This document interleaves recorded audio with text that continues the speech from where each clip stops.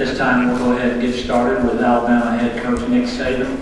Coach, if you'd like to start us off with just a brief opening statement, then we'll open it up for a few questions.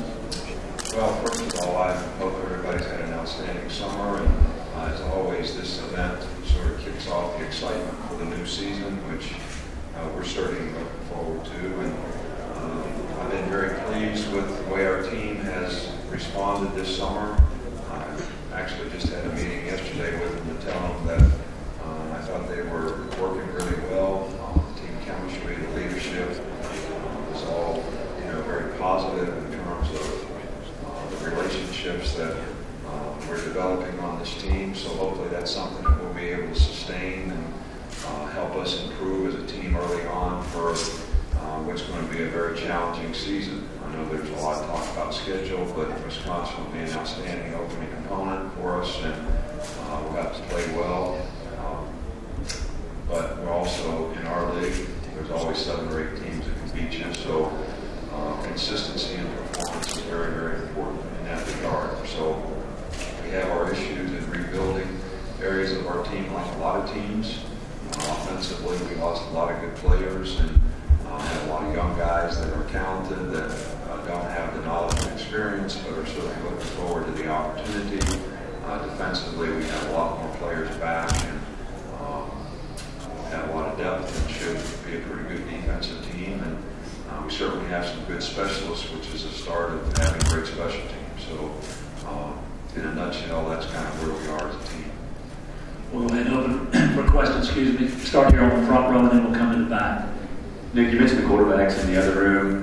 This is really the first time David Cornwell's been 100% this spring, and it seemed like he made some strides. What were your impressions of him, and what specifically does he need to work on this summer to win the job? Well, David is a very bright guy. Has a great understanding of the offense. Is a very good passer, very accurate passer.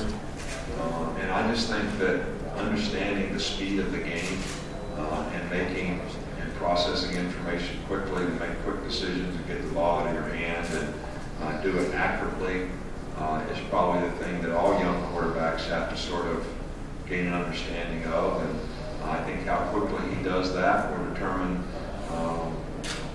how quickly he can become the guy that can play quarterback for us. And he certainly did a great job in the spring and has had a very good summer. Back of the room, go ahead. Coach, could you talk about the maturity of Kenyon Drake, both on and off the field, since he's arrived in Alabama, and how he worked so hard to get back the impact that you think that's had on your team? Well, Kenyon Drake has done a fantastic job in terms of his development. Personally, academically, he's going to graduate, 3.5 years in communications. As a football player, I think that he has great diversity, and last year before his injury was actually showing the playmaking ability he has not only as a runner but as a receiver, which will be important, to this year's team. But I think, Kenyon Drake is a great example of a guy who had some issues early on in his career, but through a lot of support and a lot of people trying to help him develop, he has become what we all want players to become in college football. And I think it's a great story that he's now one of the leaders on our team. And he even said to me once, I never thought I'd make it to here. But he has, he did, he is, and in a very, very positive way. We'll come back up here to the front row. Go ahead. Coach, past few seasons, opening, neutral site, Power 5 opponent. This year, you're going to do the same, next couple as well. Why do this, especially when you play in not only such a tough conference, but such a tough division? Well, I think that, I've always been an advocate of playing all Power 5 conference games.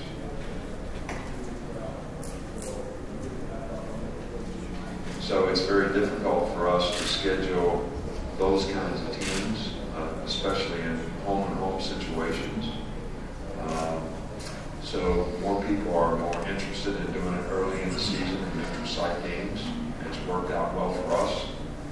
And does a good job for our overall team to play a good opponent in the first game. They're more motivated in the offseason. They look forward to the game more. I think it gets your team more prepared early on.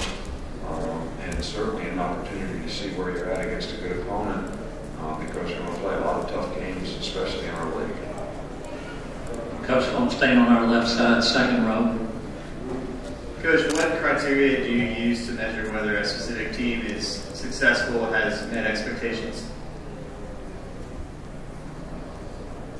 Well, first of all, I don't think a team is successful based on the expectations.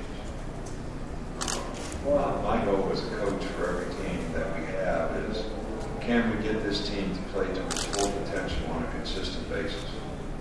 That's every individual, it's every unit, and the team as a whole. So, that's our goal for this team. That's my goal as a coach for this team. And in the past, there's been times when we've done that to some degree, and there's been times when we have not.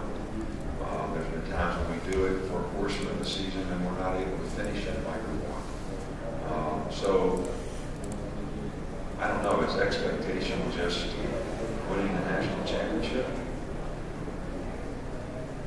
I had an interesting thing happen to me this summer. I'm at the lake. We're eating at a place called the Pratt's. And it's a marina where you get a hamburger. And we're just sitting there, right? And the nicest older couple, that are Alabama people, and this is in Georgia, at the birth, come up to me and say, Coach, we love what you do. Would you take a picture with us? And I said, absolutely. So I'll take a picture with them. They're just the nicest older couple that you've ever been associated with.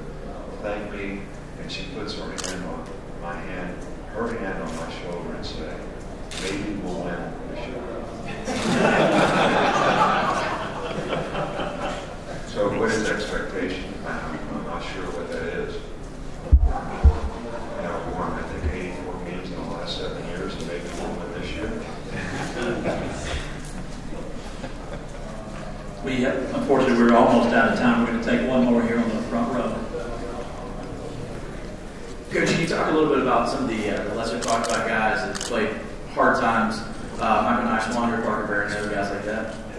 Kind of role Sorry, I didn't get the question. Could you talk about the guy, what kind of role Michael Nishwander, Parker Barron, guys like that are going to play this year for the team? Well, those two guys have been great contributors to our team in so many ways.